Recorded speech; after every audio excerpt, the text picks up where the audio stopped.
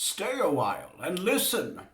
Good to see you, everyone. My name is Robbie Howell, and welcome back to Theorycrafting, the show where I take civilizations, units, and similar not yet present in Age of Empires 2 and take a stab at creating a realistic framework for how they might look if they were implemented in the game as we know it. Today, however, we're doing something a little bit different. We're going to be adding not just one unit, not just two units, but an entire 3 units, 2 buildings, and nine technologies, as well as a major mechanical overhaul. It is a huge topic that we're going to be covering today, following through with a couple of different polls I've ran on the channel recently. It all started a couple months back when I asked people what unit type they thought most needed a rework. You can see that infantry won this one comfortably. But then I asked people, what type of unit would you like to see me create a fresh Theorycraft of? This was more recently. And siege engines won that one. But then I asked people, very recently, what type of new building would you like to see? And society building won this one by far. And so even though religious things have not always won these polls, they've always been in the running, especially more recently. And so I thought we would bundle a bunch of these topics together into an idea I've been percolating on for quite some time, that being a massive religious rework. Absolutely massive, completely covering everything that the game has now and more, starting with the temple and the shrine. 2 new buildings with a bunch of units and technologies to go along with them.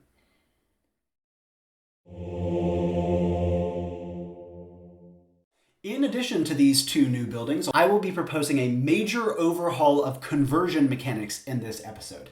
This is, I would argue, one of the most important things I've tackled, a major structural change to the game rather than a relatively minor addition here or there. And this conversion overhaul will frame all of my future episodes on this major religious rework. Bear in mind, again, this is just part 1. I'm intending for 3 episodes to come out in this series. Buckle up, ladies and gentlemen. Today might be a long one. We have a lot of ground to cover. But first, as always, if you want any disclaimers or you want to see my philosophy when approaching theory crafting, please take a look on the screen right now. And as always, a link to a very comprehensive document with all of my sources and all of the information on all of these units and buildings all together will be in the description box down below. Take a look, follow along. It'll be especially important for this build considering how much we have to go into. But before we start, let's take a look at a little bit of a preamble, because this build is going to be unusual in more ways than one. As you guys know, I pride myself on my comprehensive sourcing and the fact that I go into these builds having researched a lot of new information. I'm effectively coming to you guys with stuff that I learned very, very recently myself, and I'm trying to convey to you in as accurate and reflective a manner as possible. However, I'm actually kind of qualified to talk about this subject. Why? Well, because I was a religious studies student for quite a few years in college and a hobbyist religious studies student in high school. It was my absolute favorite topic, and I researched it very, very comprehensively for probably 7 years. This means that for once, I'm coming to you with knowledge that I already had, rather than stuff that I'm researching very recently, which has the upside of me being a lot more encyclopedic when it comes to religious subjects, but the downside of me very likely having misremembered or misattributed things because it has been a little while since I studied religion very comprehensively.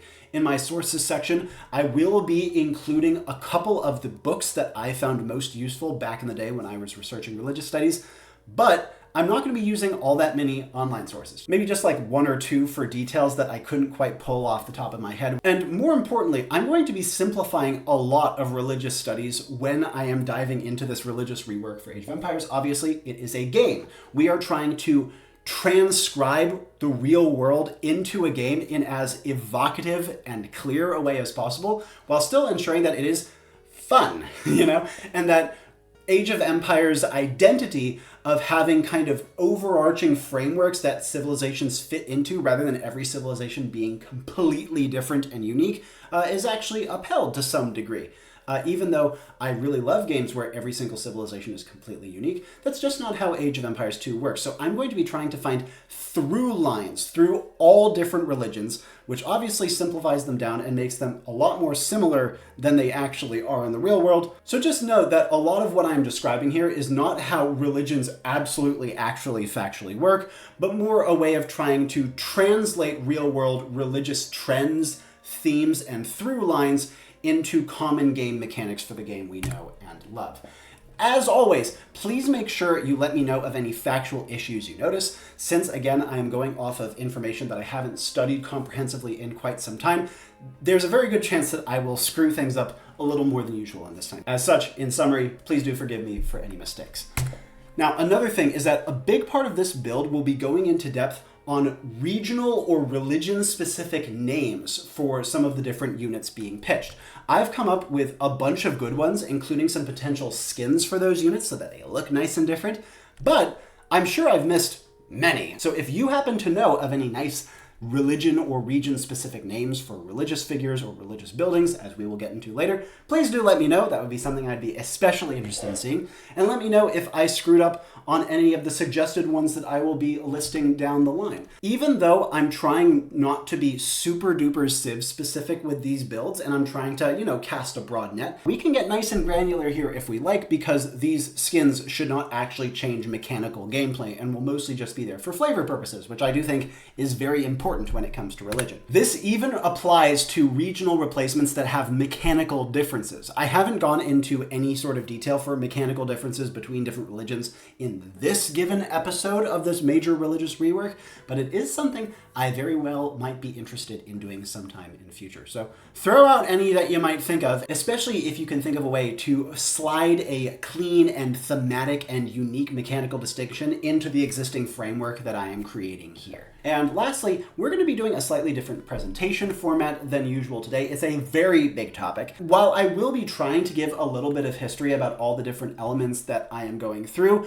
I might not be able to do so as cleanly as I normally do, so huge apologies if you're only here for the history. I'll try to keep the history bits to the beginning of each subsection rather than rattling into a ton of detail throughout the entire time, though I can't promise that will always be the case, especially for things like individual technologies. And with all that being said, let us move into section A of this presentation, conversion. Before we dive into it, please make sure to like and subscribe. I put a lot of work into this one, guys, and I would really love if you stuck around for later installments in this religious overhaul series.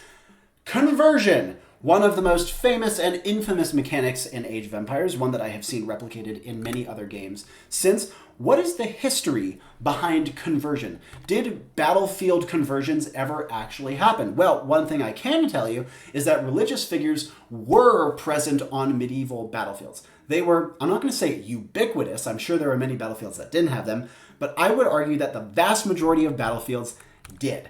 Now, why were religious figures on battlefields? It was mostly for morale. Troops, as it turns out, don't want to die. And one of the best ways to convince them to go out and risk their life is to have some sort of spiritual leader trying to soothe their nerves or to convince them that dying is not the bitter end, so to speak. That being said, battlefield conversions were much less common than this morale-boosting service. It did happen, but they were almost never officiated by a religious figure like we see in-game. There was almost always a personal matter. One of the most famous ones that comes to mind is Constantine, great emperor of Rome, famously converting to Christianity after seeing the vision of the cross in the clouds, which led him to victory in battle. That was probably a myth, but it is definitely true that Constantine converted to, or at least was really thinking about converting to Christianity during some of these campaigns, and there's a chance that he attributed his conversion to some of his victories in battle. Conversion in battlefields was almost always a matter of desperation. Your back's up against the wall, you're not sure what's going to happen. You say, all right, if you're watching over me, please do help me out right now, and if so, I'll be your loyal servant forever and ever and ever. And we tend to hear about the times when it worked because history is written by the victors, and as such, the victor will likely come back and attribute their victory to their change of heart and their change in religious faith. That being said, changing sides in a battlefield, as conversion currently depicts, While it did happen, in fact, it happened, I would say, much more often than like battlefield conversions, but it was almost never a matter of religion. It was very usually a pragmatic matter, namely, who's winning? I can imagine there were some times when this happened for religious reasons. For example, oh, we're fighting Muslims and we are Muslim. Well, we don't want to kill our Muslim brothers. Let's change sides. I definitely think that happened, but that's not nearly as common as the more pragmatic lens to this whole thing. And so, in summary, conversion in Age of Empires is not even close to a realistic depiction of reality during the Middle Ages or any other time period. Though I should note that religious conversion doesn't just have to be from a faith-based perspective. Religious figures were very often negotiators. Remember, Pope Leo, I believe, was the one who talked Attila down from sacking Rome. And another pope was the one who stopped the Vandals from torching the city to the ground and led them to conducting their famous bloodless pillaging of Rome.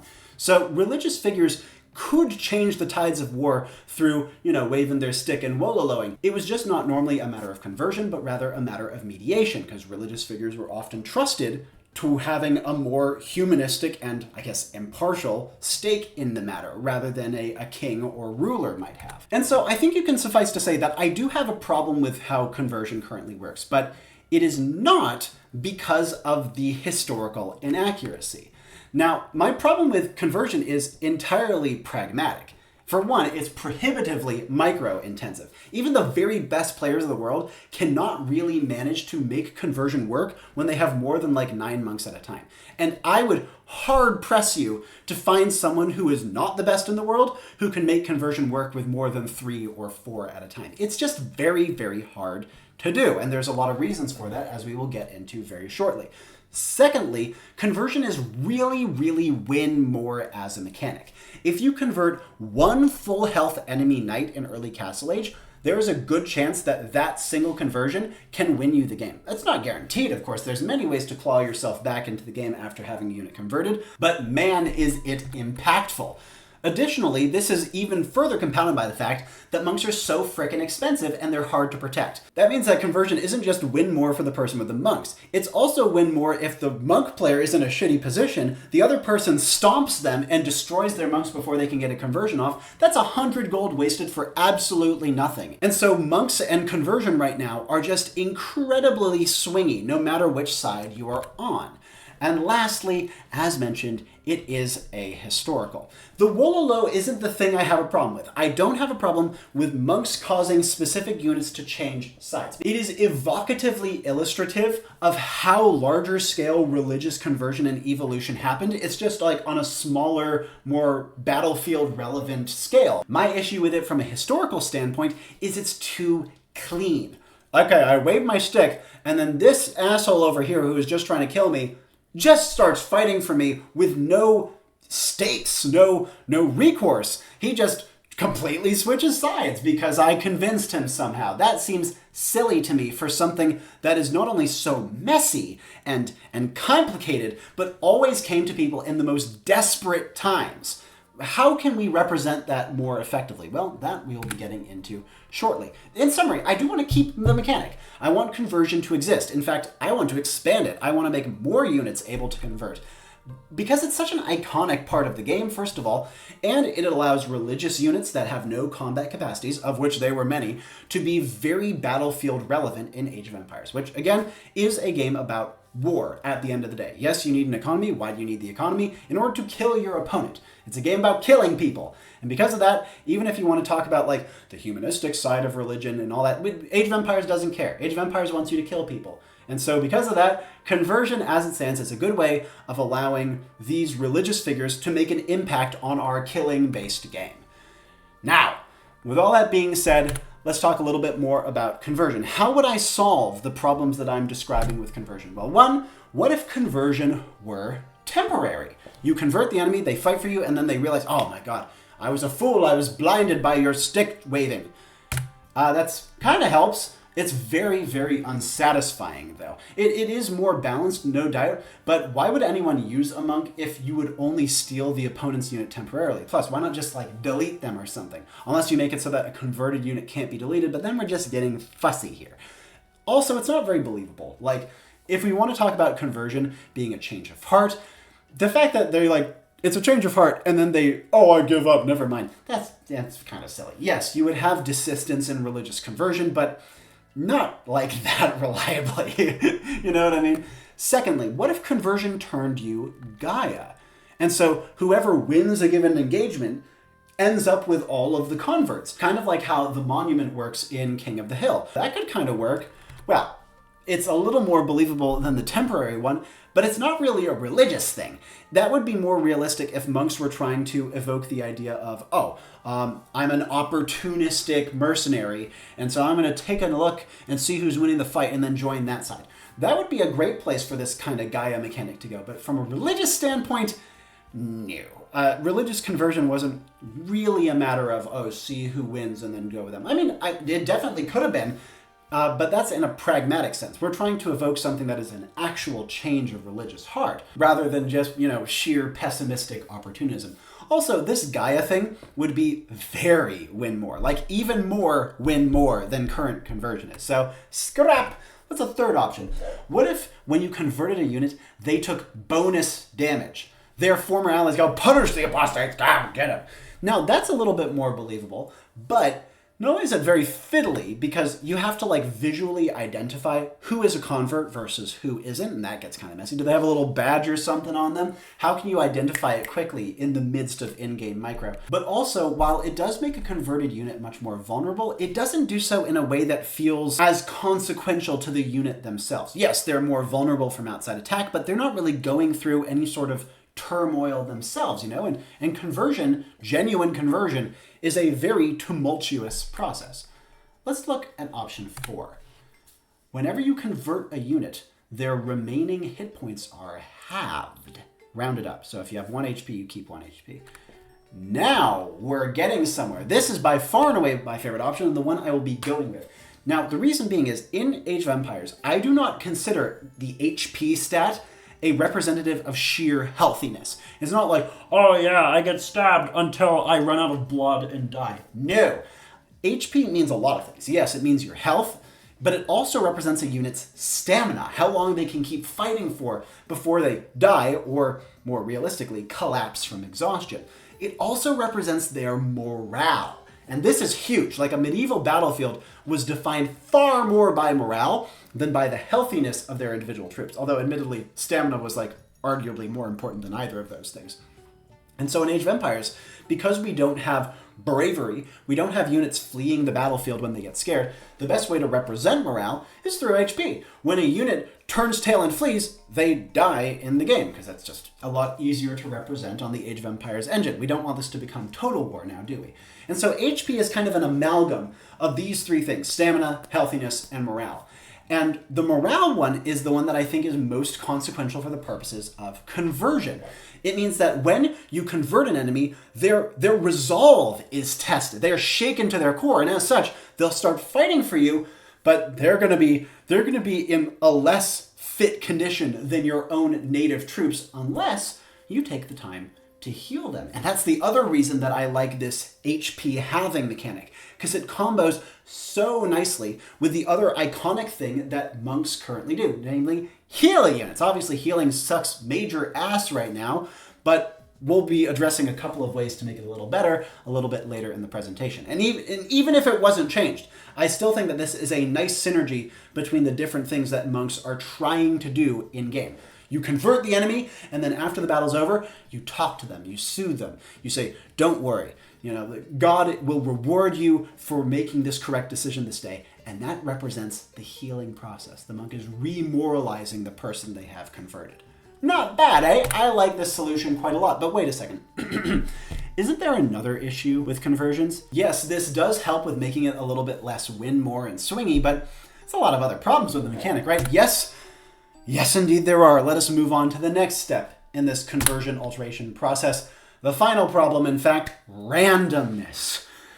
As a game designer, I've been game designing for quite a while. Randomness in games is one of my single least favorite mechanics, unless you have a game like poker, where randomness can be counteracted with bluffing. You know what I mean? Age of Empires kind of has that if you're at a very high level of play, but not Really, random conversion timing has no frickin' place in a competitive RTS. You show this to a StarCraft player, they will laugh in your frickin' face. And especially since conversion is such a hugely impactful mechanic, the fact that it's random makes me tear my frickin' hair out. You have no way of knowing how close a unit is to being converted, and randomness is also a terrible way to represent the idea of different individuals responding to religious conversion differently. Which of course is a thing, you don't want all people just be like, oh, yep, I see what you mean, at the exact same rate as each other. That would be silly, but I think there's a much better way of representing that. So my solution, fixed conversion time. All conversions take the same amount of time to do, with some exceptions. And within the exceptions lies the skill testingness of the mechanic. Now, firstly, this fixed time would scale based on the target's HP, synergizing nicely with the whole halving thing, don't you think? If you want to get a nice fat chunky unit with a lot of HP, it will take 11 seconds to convert them. Period. Flat, straight. No exceptions. Actually, there are a lot of exceptions. We'll get into that later. On the other hand, if you're trying to convert a target who only has 1 HP, meaning you'll get a unit with 1 HP in return, it only takes a single second to convert them. That's incredibly fast, and it means that if you are trying to prioritize speed of conversion over healthiness of unit, you can rattle a bunch of these things off, because the amount of faith taken in my proposed system here would also scale on the HP of the target. Convert a full HP target, that takes all of your faith, 100%. Convert a 1 HP target, well, that only takes 10% of your faith. Meaning that if your opponent has a weakened army, bam, bam, bam, bam, bam, bam, you can convert all of them and admittedly have a pretty shitty army, but you did get it off much, much quicker.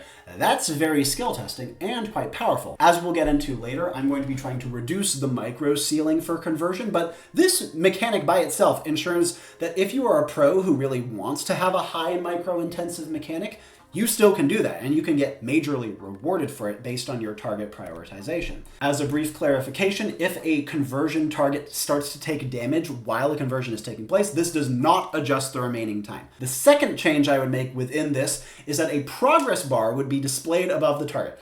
Big obvious bar, this unit is being converted, here's much time it has remaining. And you could see for like a weak unit, that progress bar would fill fast. For a healthy unit, that would feel nice and slow, giving you time, if you want to use a high micro style of play, to click that unit and get it away from the monk.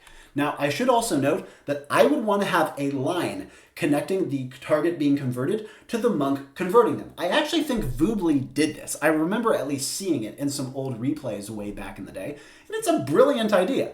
If you have a knight being converted, and there's a couple of enemy monks who are converting, and the other ones are converting useless stuff like spearmen or skirmishers, you want to know which monk you need to kill stat with like your crossbow stack or something like that.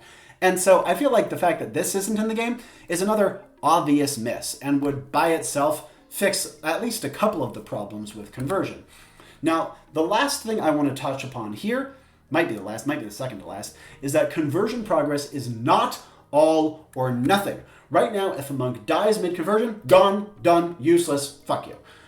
My proposal is that if a monk is killed or a unit gets out of its range and the conversion isn't finished, that little progress bar would go and start to fade at the exact same rate that it had been accrued. So if you're doing a fast conversion, it will fade back very, very quickly, and vice versa. The faith that a monk spends in conversion should also be lost gradually. That makes it not an all or nothing thing once again. The monk starts trying to convert, their faith immediately starts to drain, and if the conversion doesn't go off successfully, they still have some faith left over and will start to regenerate as per usual. This will all put together to make it such that a fluke monk death or a miss micro doesn't completely screw your conversion process. Especially something like I'm trying to convert an enemy and then I accidentally click my monk to walk.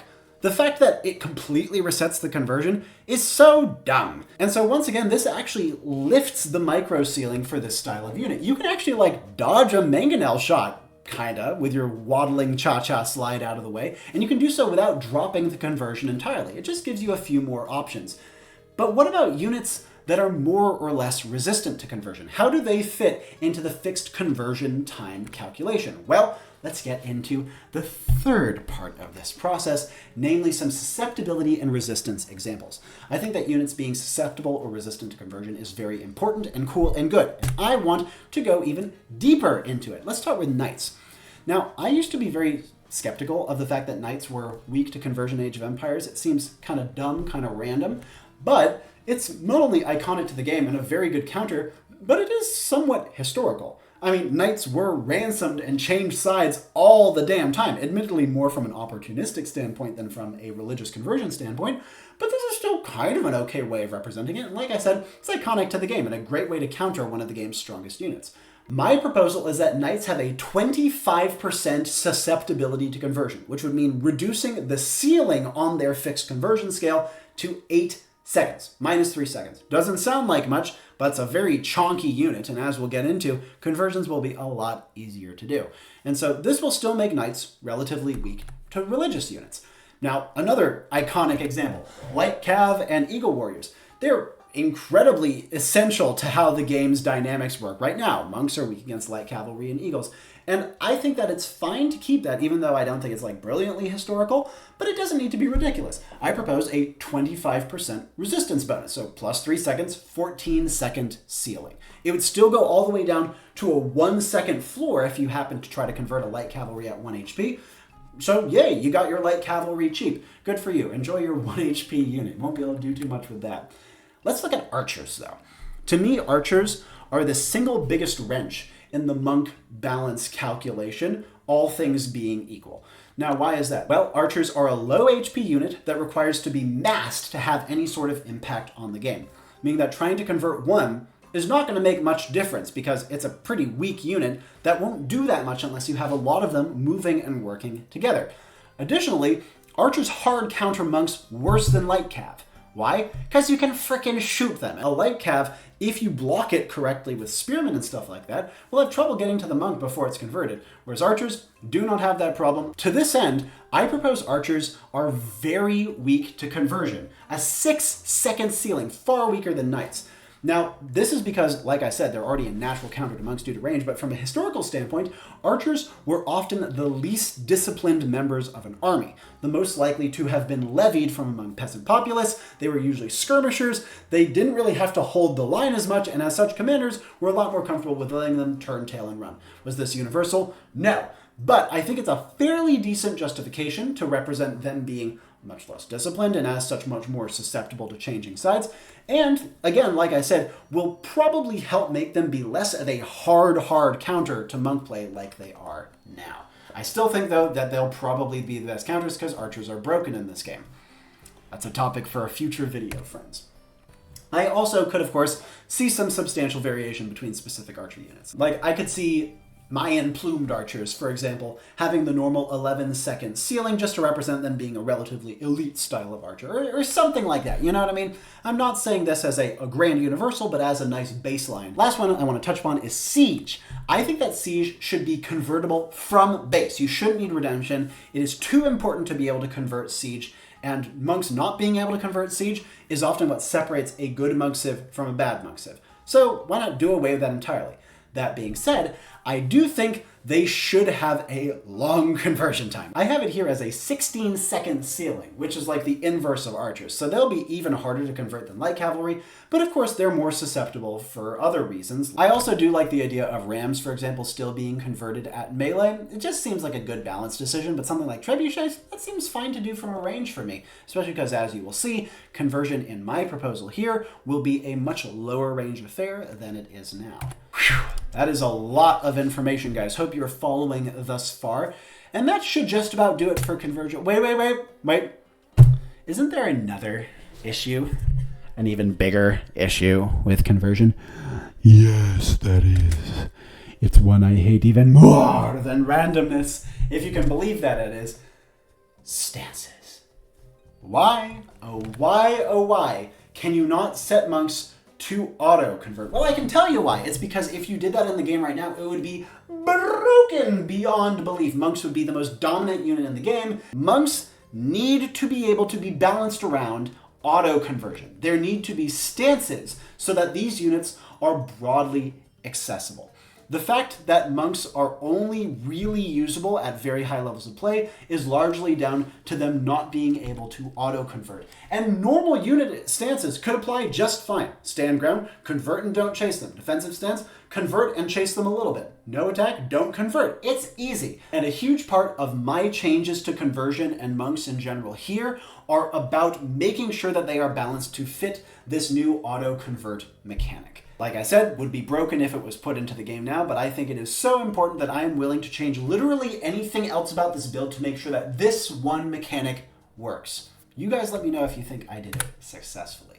Now, I would say that you could maybe have them default prioritize easier conversions, like, oh, that unit's low HP, I'll try to get them first. But maybe there could be like a button you could press to adjust monk targeting preferences. Like maybe you could toggle them to prioritize healthy, susceptible units like knights, or prioritize low HP units. So there's a lot of ways you could go about it, but I don't want to get into that too much just yet. Especially because, like I said, it would be really broken if you were to implement this right now with no changes to monks whatsoever. That's part of the reason why, for example, in my build that you've seen thus far, conversion times for healthy units are now, on average, drastically longer than random conversions average out to now. I think they are almost double what a normal conversion is. The difference is they're reliable, and if you weaken the unit, they're much faster. So it just completely changes how you prioritize conversion mechanics in-game right now, and still allows some skill expression to shine through in some of the more micro-intensive elements of the conversion mechanics I have outlined thus far. The last thing I want to touch upon is, I think one of the major things that would make this mechanic broken if added right now is the fact that monks can stack conversion, especially once you get the technology theocracy. The fact that a bunch of monks can all convert one unit at the same time and it's much more effective is really spooky, especially when you add stances into the picture. So to this end, my last major change to conversion within this first part of my religious overhaul is multiple units cannot group convert the same target at once.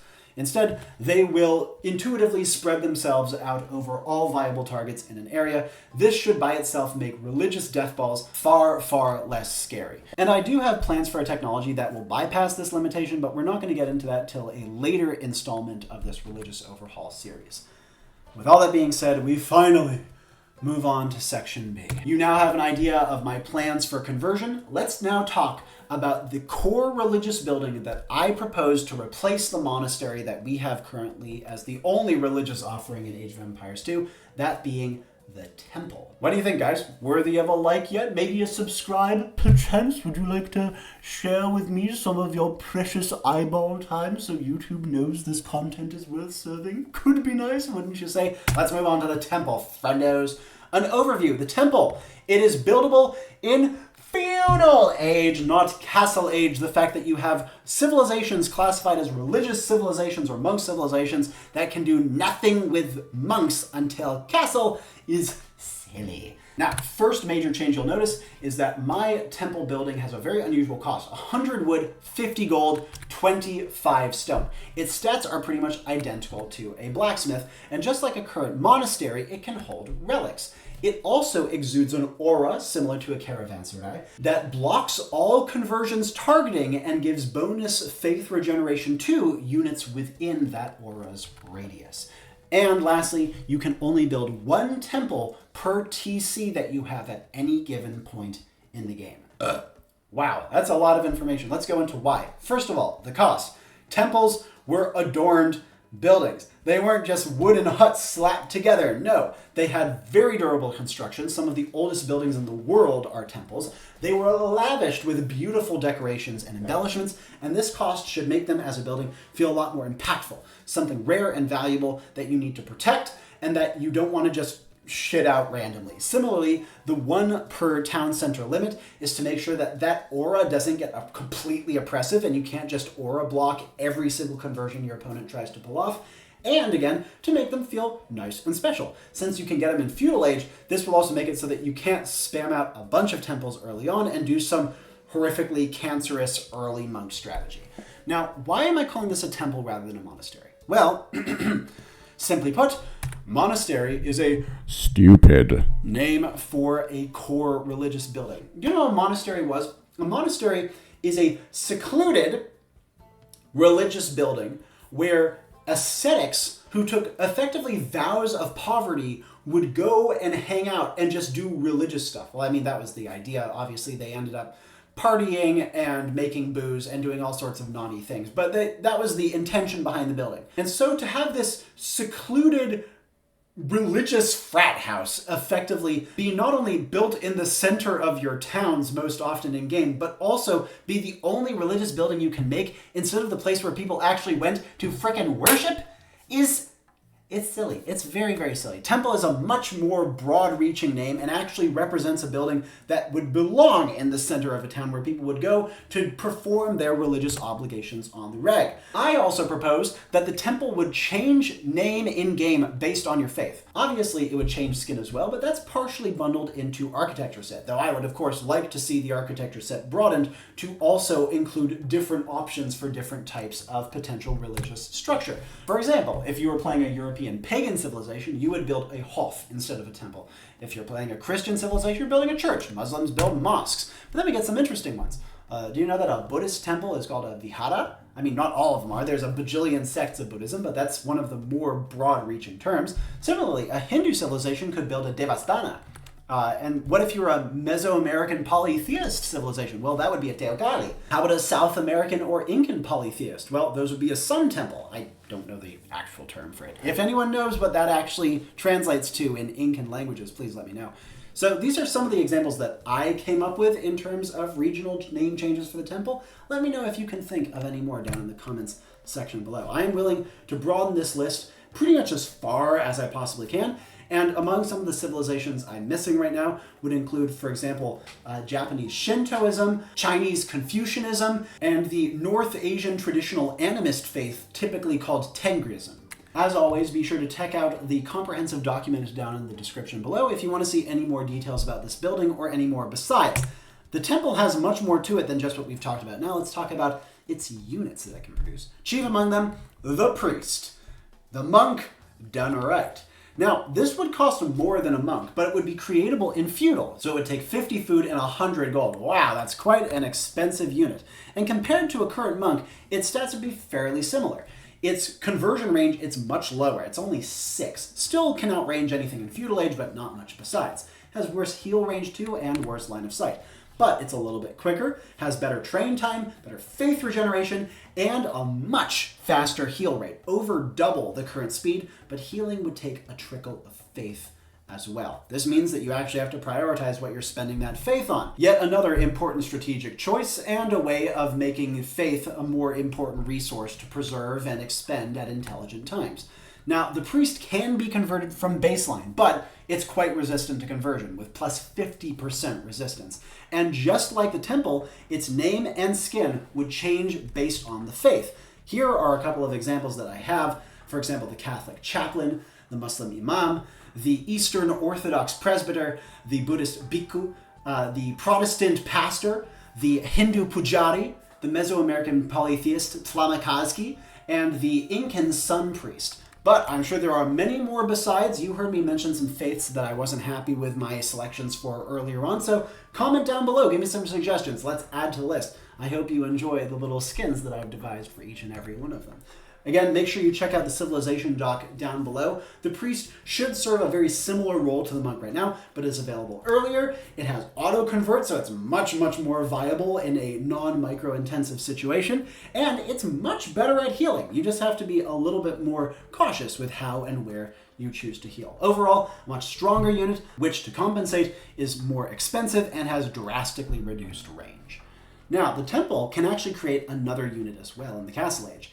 The Zealot, who can upgrade an Imperial Age to the Fanatic. These are hard counters to conversion strategies that I have put into the game, both because there's a lot of historical precedent for them, and also because I don't want the Light Cavalry and Eagle Warrior to be the only true hard counters to religious strategies that we have available to us. The Zealot would cost 60 food only, and would have stats fairly comparable to a Karambit Warrior.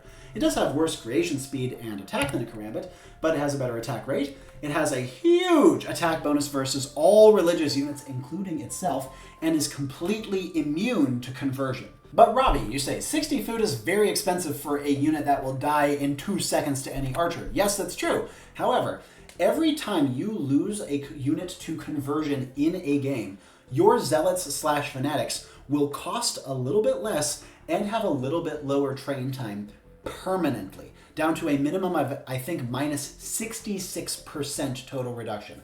Meaning that if your opponent is doing a masked monk strategy, you will quickly be able to amass a very powerful counterforce, albeit a very squishy one, just forcing your opponent to adapt their strategy to account for your deadly zealots that could spring out of nowhere at any moment to chew them to pieces.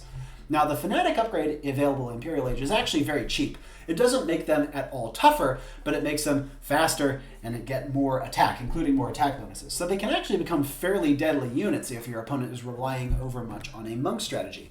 While the Fanatic and Zealot benefit from melee attack upgrades at the Blacksmith, they don't benefit from any other infantry or religious technology. So they can never get tankier. This is a very big deal because it means that they really are garbage frontline units. Instead, pretty much pigeonholed into squarely dealing with your opponent's monks with some raiding potential available to them as well. They don't take bonus damage from light cavalry or eagles. In summary, the Zealot and Fanatic are trying to represent religious militants joining an army, which was an incredibly common thing in the Middle Ages. And I think the best way to represent a mob like that, a group of largely untrained fanatics who are trying to rebuff an incoming religious threat from overwhelming their way of life, what better way to do that than with a bunch of non-gold costing, knife-wielding hooligans? It just feels like a very clean fit to me, at the very least. Though, as I'll get into a little while later, there are a couple other directions I could also see taking this unit in. As always, make sure check out the document in the description if you want more details on the Zealot. Another unit down, let's move on to the technologies that are available in the temple. My friends, this took me a while. I came up with a whole new spread of technologies that would be available commonly in the temple. None of the old ones exist in this build. Let's begin with some of the feudal age technologies, starting with clerical cast. This would cost 150 food and 100 gold, and would make it so that faith units, namely priests and similar, would regain their faith much faster and have a little bit lower train time. This would be a really important technology for early priest play. Not like absolutely essential if you just want to do some priest stuff. You can almost think of it like fletching if you're playing an early feudal age archer rush. Another feudal age temple technology, ceremonial garb. This would cost 50 wood and 125 gold and would be kind of like Sanctity, except better. Faith units gain plus 15 hit points, much like Sanctity, but also bonus armor, equivalent to picking up Loom. This would be incredibly important for most priest strategies. It would be kind of like the bloodlines of religious play, and is a very commonly accessible technology. Civilizations without ceremonial garb, however, will have a very hard time going with any sort of priest-intensive strategy. Another one, in Feudal Age, Call to Prayer, 300 food and 150 gold. This would grant all of your units plus 25% conversion resistance. Really important if your opponent is going for early priest play, but it also ups your temple aura by plus 3 tiles. I just realized I should probably be giving a little bit of history about all of these, but since these are meant to be such like broad net technologies, it's kind of hard to know where to begin. Like clerical cast. There were a lot of different religions and civilizations that elevated their priestly sect of society to a point where they were not only essential for religious matters, but were kind of an integrated part of governance overall. Similarly, ceremonial garb is a very broad-ranging topic.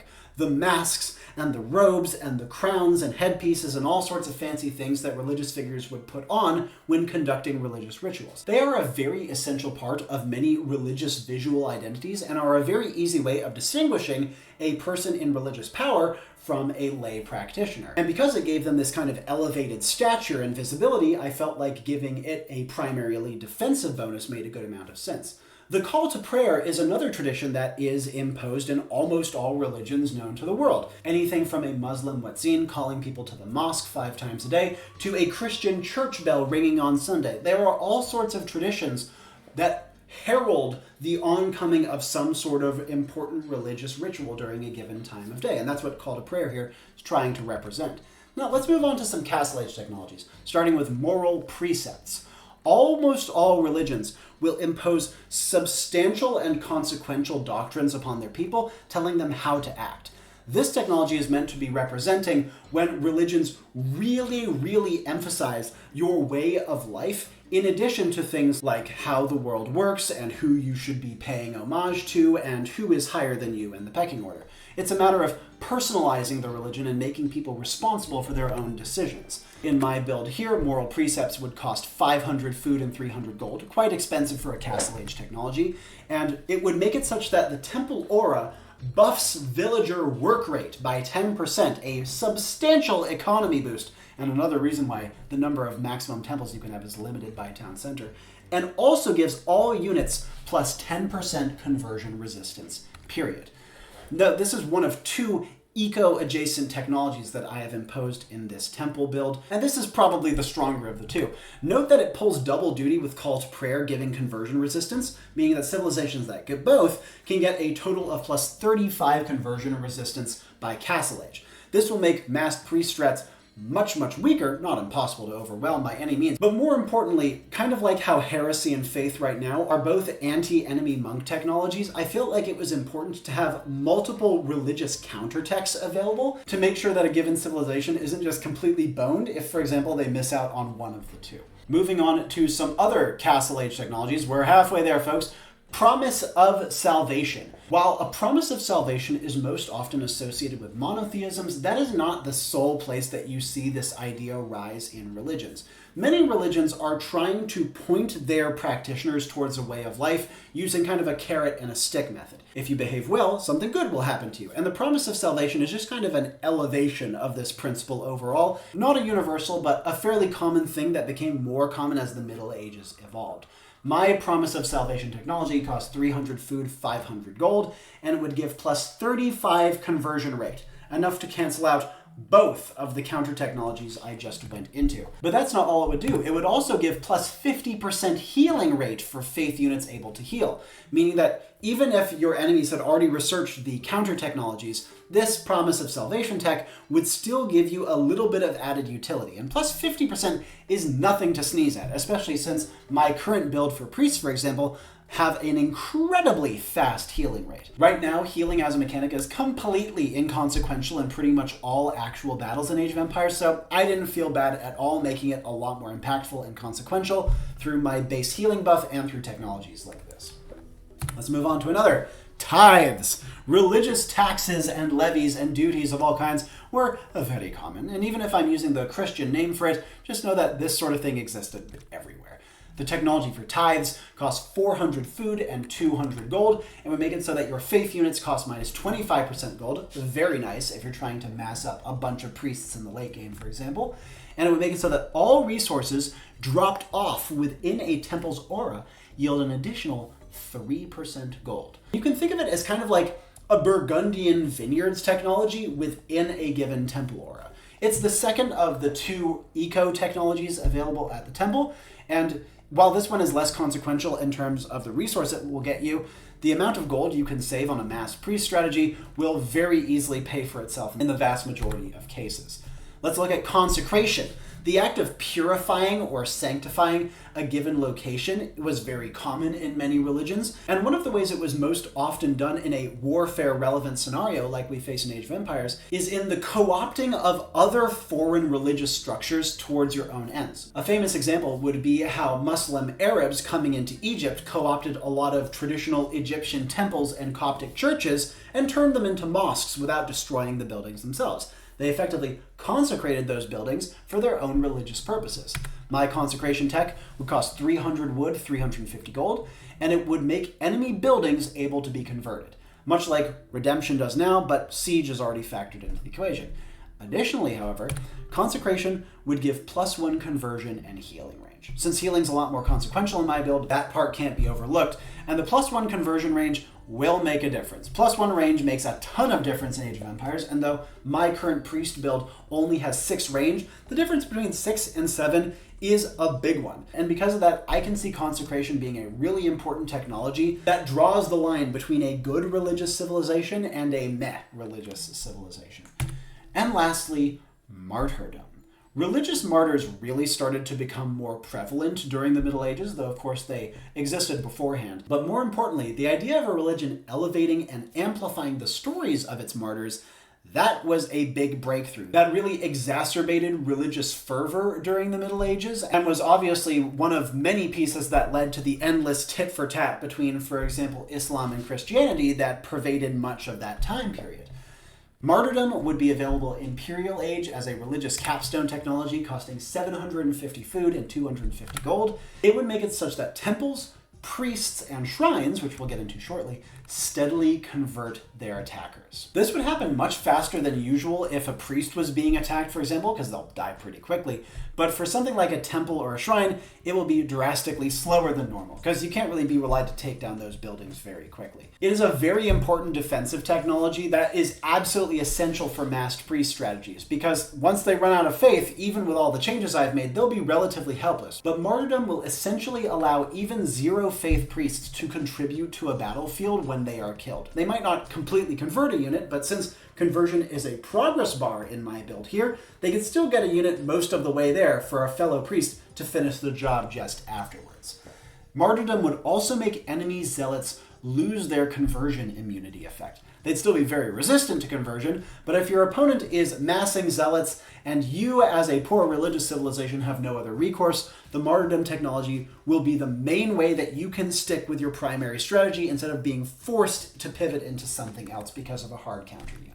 As mentioned, this would be the capstone technology for priest strategies. It would be essential for most religious civilizations, but I could see many games passing that it was never even picked up. A really important silver bullet to have in your back pocket and very powerful when you choose to implement it, but just not always necessary based on your strategy and your approach to the game, which is exactly as a capstone technology should be. Woo! Remember everyone, details on all of these technologies as well as everything else in the build in the doc down below. Let's talk a little bit about my goals with the temple. Okay, baby has been put to bed, so let's get into my goals for this design of the temple. First and foremost, variety. I was trying to create a framework for multifarious religious diversity that could all coexist within the same tech tree within Age of Empires 2. Like I said, temples and similar prayer establishments are a lot more universal than monasteries, and this build was really trying to give religious civs more to do. The fact that a civilization's primary thing is gated to the second half of the game is silly to me. It just is completely bass-ackwards. And religion was such a prominent part of all of human development that having it restricted to the Castle Age and onward is, I don't know. I cannot personally countenance that. Now, the second goal I had was historicity. I was trying to create a more realistic, grounded set of technologies because the current ones aren't really tech-like. The techs that I came to are all innovations, for want of a better term. Whereas something like sanctity, for example, that's not an innovation. Sanctity is just an assumed guarantee of religion that, admittedly can be adopted to different degrees, but I wouldn't really call innovative, per se. It doesn't really make sense as a technology. Additionally, my temple is trying to do more than just make stuff. It has other functions that are historically grounded. Case in point, its aura, where it boosts faith regeneration and blocks conversion. That's trying to give it a function beyond what it does now that is also historical in nature. And the temple, the church in general, no matter where you go in the world, was incredibly relevant and prominent within economy spheres, even more so than it was militarily. What is a religion doing for the state besides improving the stability and productivity of its citizenry? And so I was trying to capture a little bit more of that with my build as well.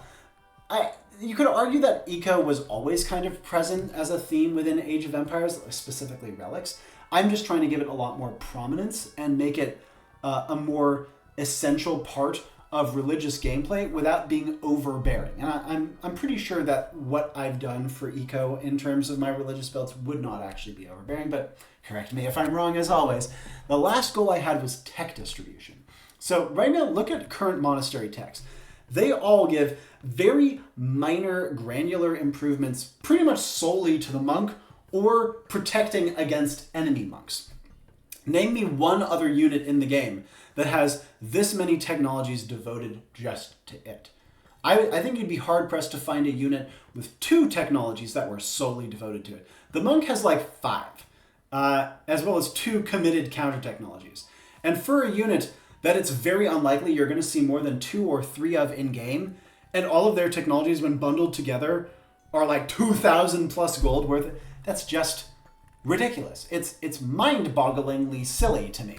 And so my current technologies are all trying to be very impactful in different ways. And many have like multiple functions on different sides of the monk equation that are all bundled into one.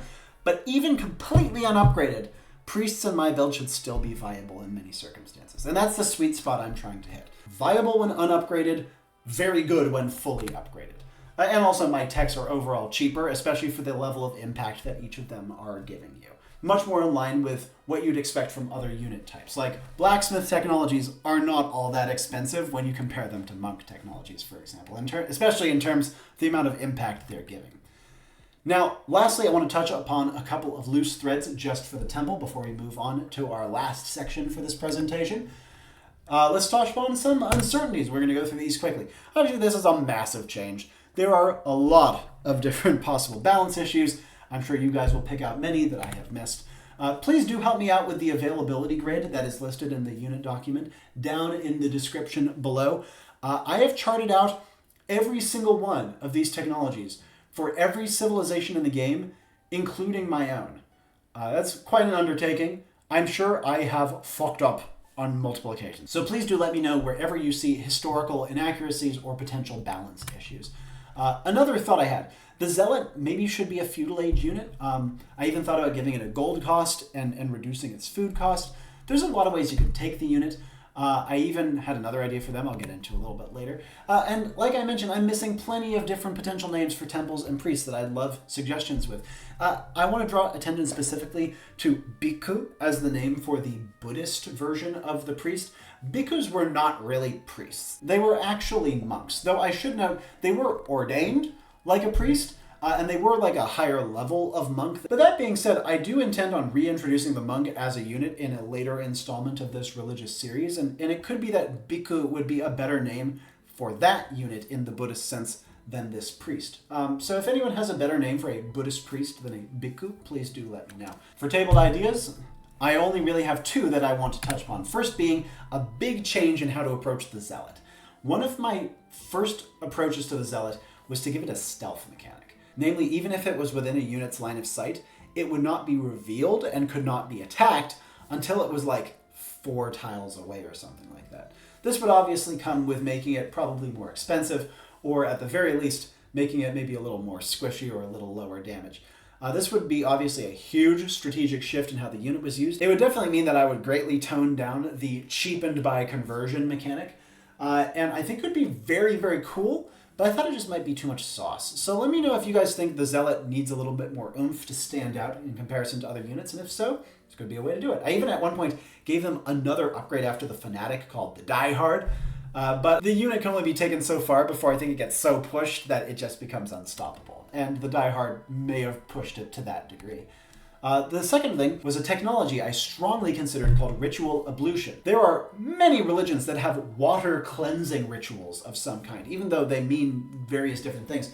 And I was thinking about this as another bonus faith regeneration maybe, but most importantly, something that would make it such that if you reconverted a unit that your enemy converted, it was very fast and also healed them back to full HP, being reintroduced into the religion.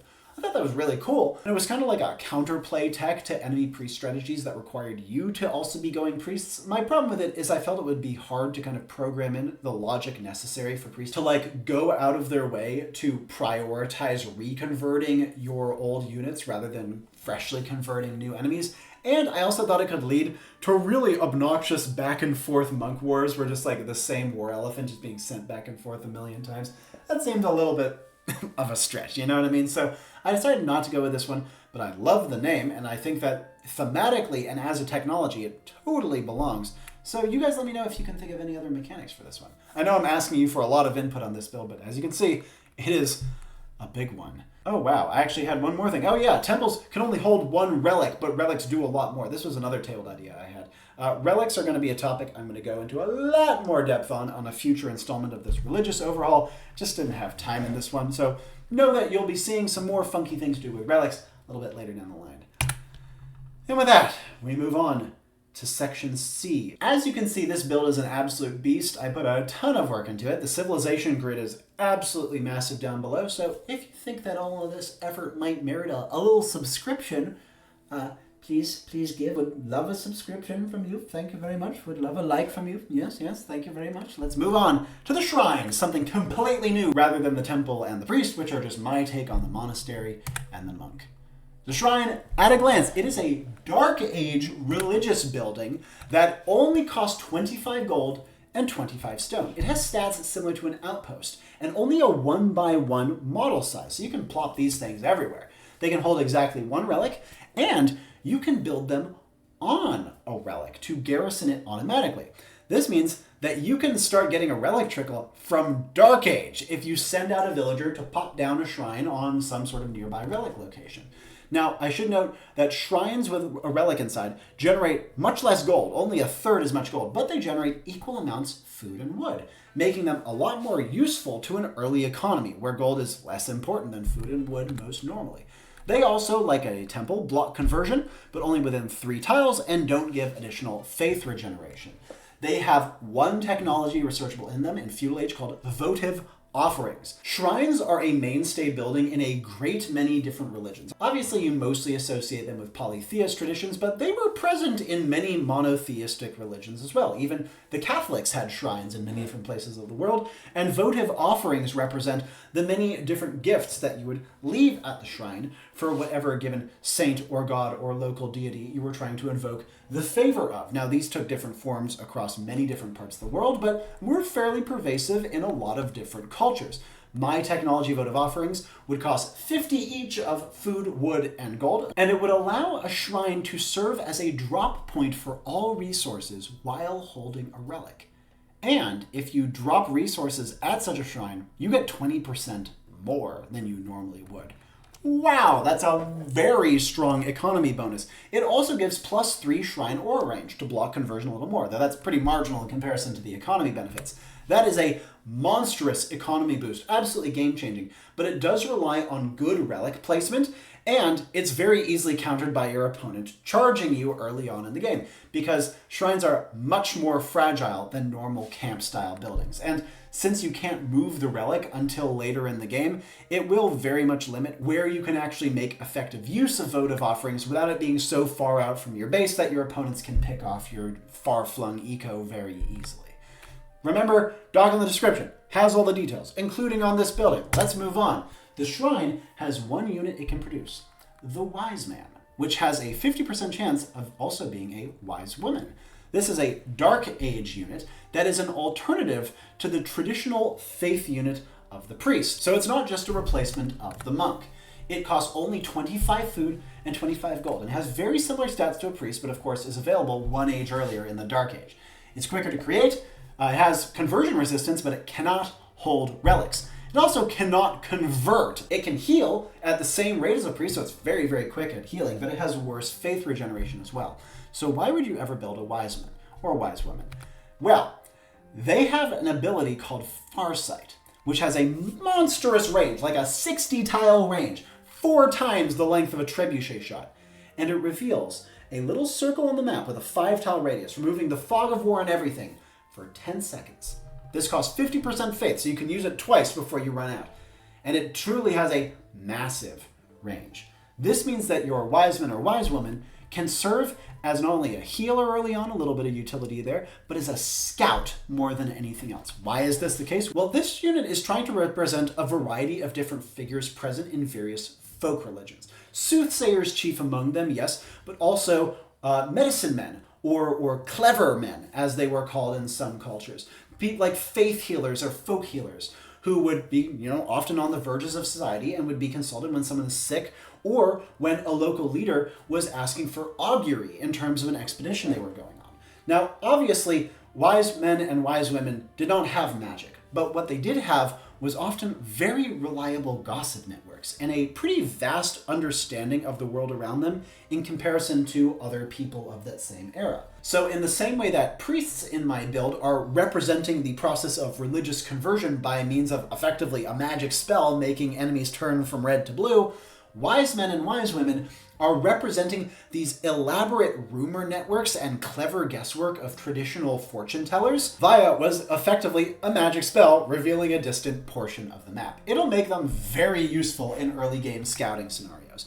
And as with the priest, they change their name and skin based on their faith. Most notably for the Tengrist animist traditions of Mongolia and similar parts of North and Central Asia, you would have shamans and shamanesses rather than wise men and wise women.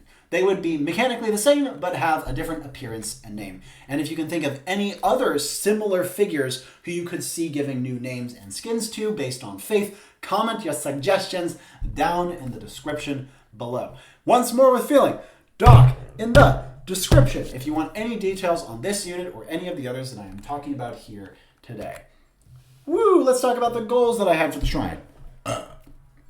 Why did I make this building the way that it is? Well, I first of all wanted to give more options to polytheistic civilizations. The technologies and the way that religion is currently represented in Age of Empires really only shows the monotheist side, and even there, a fairly narrow slice of that. This, of course, assumes you're trying to design tech trees from a historical standpoint rather than a pure game design standpoint, but you know me. I do come from a historical standpoint, and it bothers me. And this should give some really cool, unique, and thematic options to civilizations who normally don't have brilliant religious options. Like a perfect example, the Huns. The Huns should have trash traditional religion, but they would have very usable shrines and shamans in the early game, giving them some potential for early game religious play that rewards their aggressive early game strategies by giving them a really strong scouting faith unit. Now, while I'm talking about polytheists a lot, that isn't a universal. Like, the shrine is generally geared towards polytheists, but there are plenty of monotheist factions who would get them. They're just overall worse on average, as they should be. Gives the monotheists different strengths in different domains from the polytheists. But beyond all of this historicity stuff, I think that the shrine would make for some really interesting early game religious play. Like I said earlier, having Castle Age be the only time that you can start doing religious stuff is crippling and dumb. And while my build is starting to open that up to feudal, this broadens the window for what religious play looks like even further, while still gating the really strong stuff, namely conversion. And this is just part one of a much grander set of plans I have to make Dark Age far more interesting than it is now. The fact that we have a whole quarter of the game that is typically spent farting around with all of 1 or 2 military units available to you is just bizarre to me. Like, I know in an RTS game you want to have like a progressive build towards the climactic battles, but that doesn't mean that we can't have more options early on. It's not like those early options are going to be able to overpower an enemy town center or anything, so I think there's a lot of ways to make this part of the game a lot more interesting without making it completely warping. And the last thing I was trying to do with the shrine is expanding what religion means in Age of Empires. Because right now, religion does 2 things, as I mentioned. It's mostly about conversion, and it kind of does some eco stuff. And while I did amp the eco side of things pretty substantially with the temple, the shrine is a very eco-oriented building, while also having scouting be an important part of religious play. The Wise Men is obviously a very good scouting unit, but also you need to scout to use shrines effectively early on. You need to find those early relics, plop them down, start to accumulate economy, and also defend your far-flung shrines from enemy raids. It'll just make Dark Age a lot more dynamic and really reward people who are good at reading the map and working with what they have. Lastly, let's touch upon a couple of loose threads for the shrine before we wrap up the build writ large, beginning with some uncertainties. I think one of the biggest issues with my build for the shrine is we might need to update how relics spawn. Because right now they are very unreliable in how they're distributed, not to mention what they are near to. Like, obviously, Votive Offerings wants you to have shrines that are near to resource nodes. And so I think guaranteeing that at least 1 relic or maybe 2 relics will spawn kind of near to each player and kind of near to resources would be an important piece of this puzzle that my current build doesn't really address. Secondly, I really have no idea how Farsight would work as a mechanic. From a balance perspective, I could see it being quite good and definitely could really shift how early game is played, but at the same time, I might be overrating it. There might never be a reason to build Wiseman, in which case we could obviously buff the unit in different regards. But just still, I don't know how to approach this particular mechanic very well. And I can also see the shrine being really influential to early game. I mean, obviously I want it to be influential, but I don't want it to be warping. Like, I don't want to make it such that a civilization who doesn't have shrines is just not viable because they don't have enough of an early head start. Lastly, the shrine only has one buildable unit and one researchable tech compared to the 2 and 8 at the temple, and that's just a little unsatisfying for me. I'd love to have a few more possible shrine options available. None just came to mind that I was super satisfied with, so as always, if you have any in mind, let me know down in the comments section.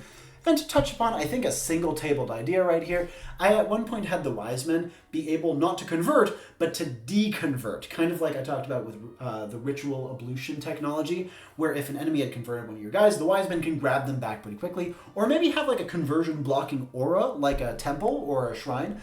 I think that could be a cool buff to the unit if Farsight was just too weak, but I think that focusing the unit mostly on the Farsight side of things and the healing side of things is a more interesting way of going about it. And with all that, we finally come to the end of this monster of a video. Wow, thank you guys so much for bearing with me. I hope this has been an interesting one for you. Let's take a look at the Likeliometer before we sign off. It's a weird one today. In my opinion, how likely is it that any of the ideas I've been talking about today, the proposed changes to conversion, the addition of the temple, the shrine, the units and technologies within, any of that could be added to the game at some point in the future? And today, on the Likeliometer, we have a 2 out of 10 with an asterisk. The idea that all of these ideas could get implemented someday is laughable and will never happen. That would be a negative 200 out of 10.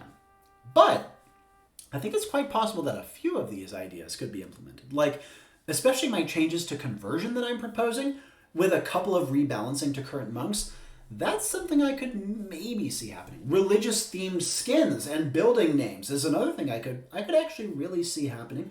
The shrine, that's a bit of a pipe dream, as are pretty much all the technologies that I put in there, as is the Zealot. But at the very least, I think that there are enough plausible elements present in this build that I think a 2 out of 10 is a relatively believable Likeliometer rating. But that's just what I think. Now I want to hear what you think. This has been an absolute beast of a build. I put a shitload into this video. I really hope you enjoyed it. And I very much hope that the many mistakes I'm sure I have made throughout it have not bothered you.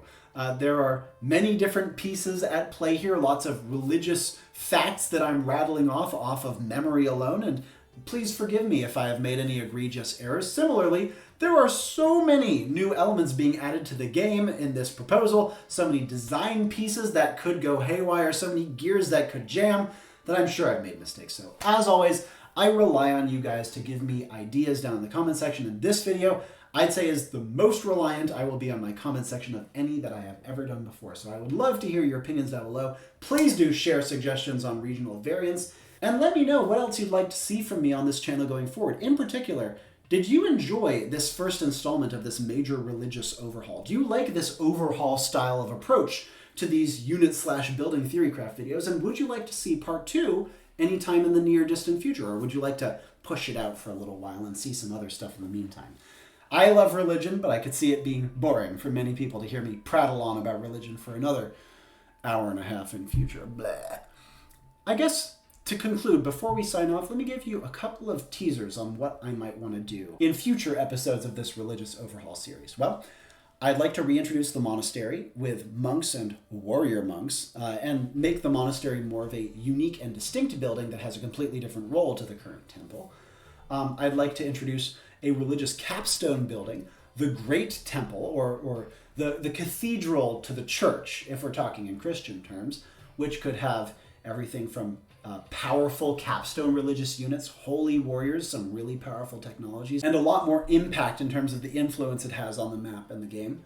I'd love to add some more unique regional units for different specific religions. I didn't even touch upon things like, for example, ritual sacrifice, but that would be an awesome addition that I'd like to include in a future installment of this religious overhaul, so some like regional specific stuff.